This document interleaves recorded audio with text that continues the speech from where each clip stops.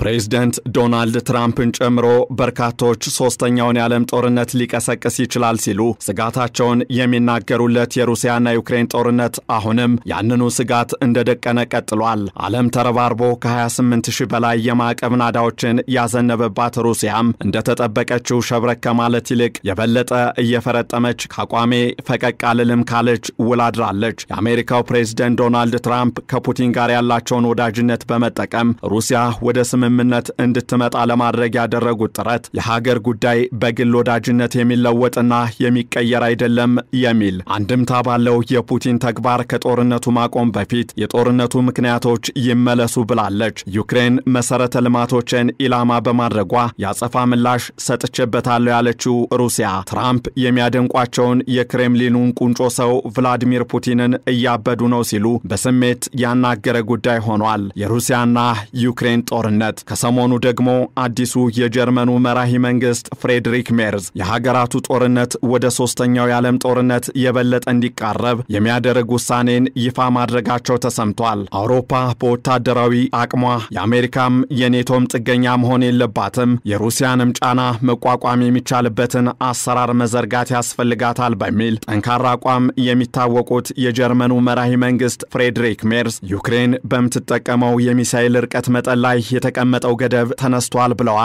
ይህ የሜርዝ መልእክት ምን ማለት ነው? በጦርነቱ ላይ የሚኖረው ሚናስ ምንድነው? ሩሲያስ ጉዳዩን እንዴት ትመለከተዋለች? የሚሉትን ጉዳዮች በዛሬው የዓለም አቀፍ ትንታኔያችን እንመለከታለን። ከትንታኔ ዘገባው ጋር ታሪኩ ጋሹ ነኝ።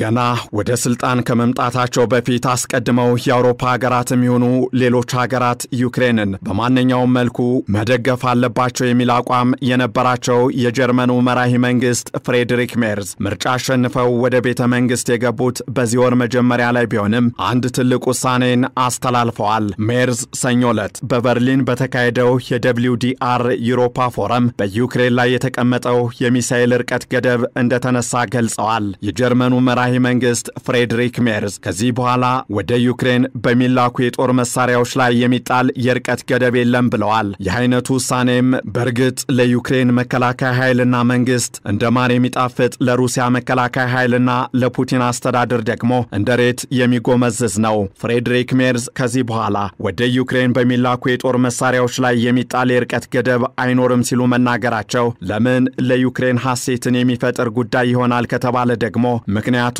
ይህ ነው። ከዚህ በፊት ዩክሬን ባለፈው ወር የስልጣን ዘመናቸው ያበቃውና ወንበሩን ለጥምር መንግስቱ መሪ ፍሬድሪክ ሜርዝ የለቀቁት ኦላፍ ሾልዘን ከፍተኛ ርቀት ዘልቀው በመግባት ማውደም የሚችሉትን የጦር መሳሪያዎች መጠቀም እንድትችል ጀርመን ፈቃድ እንድትሰጣት ስትጠይቅ አይሆንም የሚል ምላሽ ሲሰጡ ቆይተዋል። ኦላፍ ሾልዝ ዩክሬን ከጀርመን የምታገኛቸውን የረዥም ርቀት የጦር መሳሪያዎች ዩክሬን ሩሲያን ለማጥቃት እንድትጠቀም ፈቃድ ያልሰጡት በሁለት ምክንያቶች እንደነበር ሲገልጹ ቆይተዋል። አንደኛው ምክንያት ጀርመን የረዥም ርቀት ጦር መሳሪያዎችን ዩክሬን እንድትጠቀም መፍቀድ ጀርመን በይፋ የሁለቱን ሀገራት ጦርነት እንደተቀላቀለች ስለሚያስቆጥር የኒውክሌር ጦር መሳሪያ ባለቤቷን ሩሲያም ነገር እንደመፈለግ ስለሚወሰድ የጦርነቱ መልክም እንዳይቀየር በመስጋት ነው። ሁለተኛው የኦላፍ ሾልዝ ምክንያት ደግሞ ጀርመን ለዩክሬን የምትለግሳቸው የጦር መሳሪያዎች በሩሲያ ምድር ላይ ለጥቃት የሚውሉ ከሆነ የሩሲያ ሳይንቲስቶች በጦር መሳሪያዎች ላይ መጠነ ሰፊ ምርመራ በማድረግ ለራሳቸው ጥቅም ሊያውሏቸው ይችላሉ የሚል ግምት በመኖሩ ነው። ኦላፍ ሾልዝ በእርግጥም ያቀረቧቸው እነዚህ ምክንያቶች በወቅቱ ጀርመን የረዥም ርቀት የጦር መሳሪያዎችን ለዩክሬን እንዳትሰጥና ዩክሬን ካገኘችም ጥቅም ላይ እንዳታውል ያልፈቀደችው ራሷን አላስፈላጊ ቅርቃር ውስጥ ላለማስገባት መሆኑም ተቀባይነት ያገኘ ሐሳብ ሆኖ ቆይቷል። እርሳቸውን የተኩት መራሂ መንግስት ፍሬድሪክ ሜርዝ ግን ወደ ስልጣን በመጡ ወር እንኳን ሳይሞላቸው ዩክሬን የረዥም ርቀት የጦር መሳሪያዎችን እንዳትጠቀም የተጣለባትን ገደብ ጀርመን አንስታለች ብለዋል። ይህም ፕሬዝዳንት ዶናልድ ትራምፕን ጨምሮ በርካታ መሪዎች ሶስተኛውን የዓለም ጦርነት ሊቀሰቅስ ይችላል ብለው በሚሰጉት የሩሲያና ዩክሬን ጦርነት ላይ ቤንዚን የሚጨምር ውሳኔ ሆኗል። ከዚህ ባሻገርም ይህ የሜርዝ ውሳኔ ዩክሬን ከጀርመን ማግኘት የምትፈልገውን ታውረስ የተሰኘውን ጀርመንና ስዊድን በጋራ ያመረቱትን ክሩዝ ሚሳኤልን በእርዳታ መልክ ለማበርከት የሚያስችላትን ቅድመ ሁኔታ እያዘጋጀች መንገዱንም እየጠረገች ለመሆኗ ማሳያ ተደርጎ ተወስዷል። ይህ ደግሞ ዩክሬን ከአውሮፓውያኑ 2023 ጀምሮ ላለፉት 2 ዓመታት ከጀርመን ለማግኘት ያደረገችው ደጅ ጥናት በቀላሉ መልስ እንድታገኝ የሚያደርግ ሲሆን በሌላ በኩል ደግሞ ኦላፍ ሾልዝ አስቀድመው እንደሰጉት ጀርመንን ወደ ጦርነቱ ጎትቶ የሚያስገባ ክስተት ሊሆን ይችላል። ለምን ቢባል ደግሞ ጀርመን ለዩክሬን በቅርቡ በእርዳታ መልክ ልትሰጥ ትችላለች ተብሎ የተገመተው ደግሞም ፕሬዝዳንት ዘለንስኪ ክሩዝ ሚሳኤሉን ጀርመን ትሰጠናለች እንደሚያገኙትም እርግጠኝነታቸው ተስፋ ከማድረግ በላይ ወይም በራሳቸው አገላለጽ ሞርዛን ሆፕ ነው። ይህ ከሆነ ደግሞ 1400 ኪሎ ግራም ክብደት ያለውና ከ500 እስከ 560 ኪሎ ሜትር ርቀት መምዘግዘግና ከፍተኛ ውድመት ማስከተል የሚችለው ታውረስ የተሰኘው ክሩዝ ሚሳኤል የሩሲያን ከተሞች ዘልቆ በመግባት ሊያወድም ይችላል ማለት ነው። ይህ እንዲሆን ደግሞ ፈቃድ በመስጠትም ይሁን ክሩዝ ሚሳኤሉን በማበርከት ጀርመን ሙሉ ኃላፊነቱን የምትወስድ ይሆናል እንደ ሀገሪቱ መሪ ፍሬድሪክ ሜርዝ ገለጻ።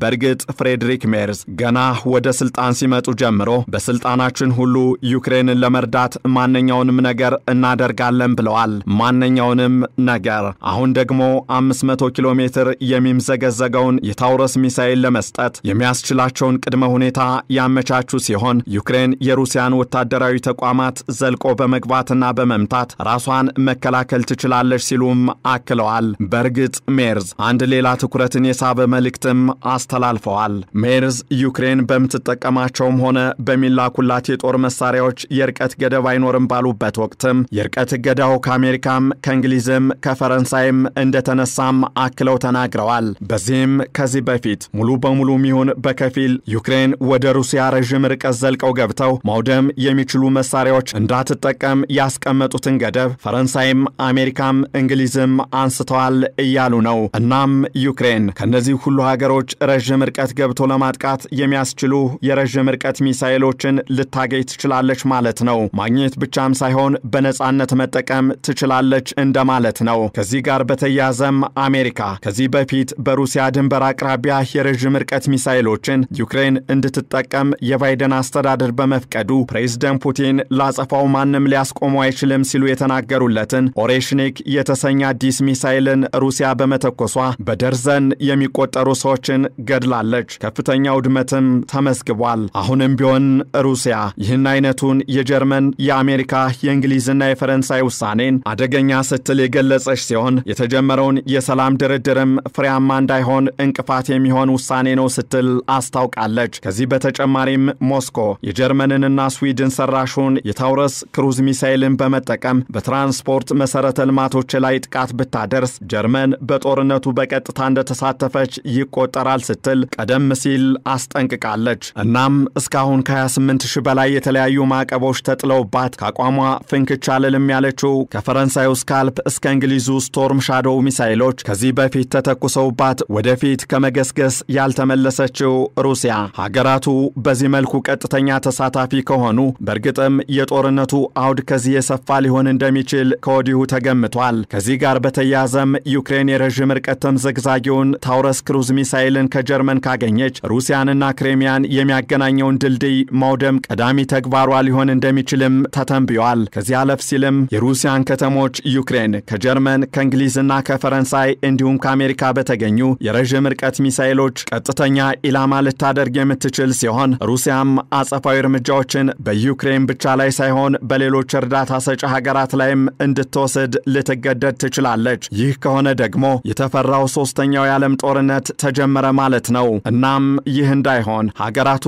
ለዩክሬን መሳሪያ በማስታጠቅ በተለይም የረዥም ርቀት ጦር መሳሪያዎችን እንዳይሰጡ ከሰጡም በቀጥታ እንደተሳተፉ ይቆጠራል እያሉ ሲያስጠነቅቁ የቆዩት የሩሲያው ፕሬዝዳንት ቭላዲሚር ፑቲን የሩሲያን ሉዓላዊነት አደጋ ላይ የሚጥል ሁኔታ ከተፈጠረም የኒውክሌር መሳሪያን እንደሚጠቀሙ በተደጋጋሚ መግለጻቸው አይዘነጋም።